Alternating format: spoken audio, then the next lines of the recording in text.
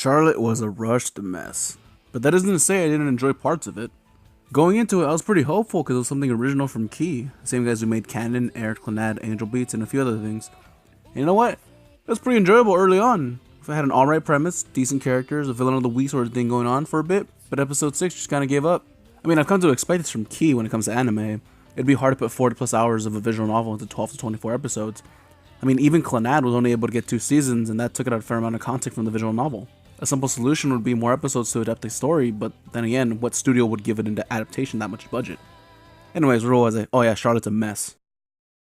The world of Charlotte revolves around a comet that shows up every 75 years. When this happens, the dust that comes off the comet spreads on the Earth, giving a small amount of children to develop somewhat imperfect superhuman powers around puberty. Our main protagonist, Yu Otosaka, learns he has the ability to possess other people around him for a short period of time, and decides to abuse his powers to become more successful in school.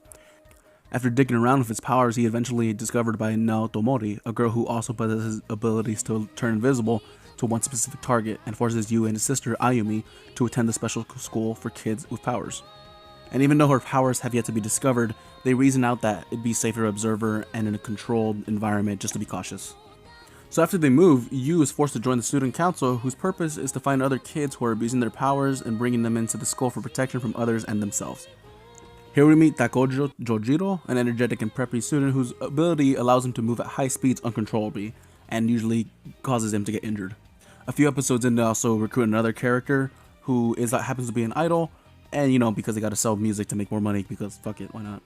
And she has her own powers and internal conflict, and that's revealed later in the series. Alright, so we got a pretty diverse cast of main characters with a weekly objective.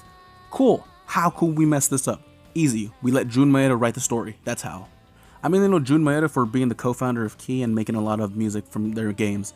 And to his credit, I really liked the plot of Charlotte early on.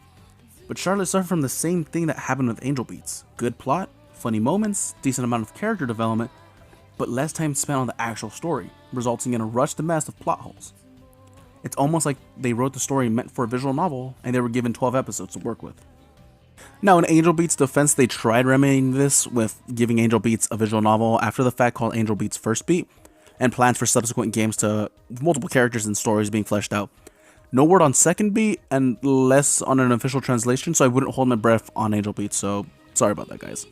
If anything, I should have expected this for reasons explained earlier in the video, and having the opening thing that gives away what's gonna happen. Similar to how a lot of trailers nowadays for movies just kind of give away the plot, and you're like, what the hell? Now, I'm not gonna go into detail for the opening itself. There's another guy who does that, but it's unfortunate for those who are paying attention. Now, I'm not gonna spoil the story either. I feel this is the sort of thing you should watch and experience yourself. The most I will say is we do get antagonists out of nowhere. A character becomes a literal plot device. Events don't matter half the time, and we end the series with one of the 3 pieces of the Triforce.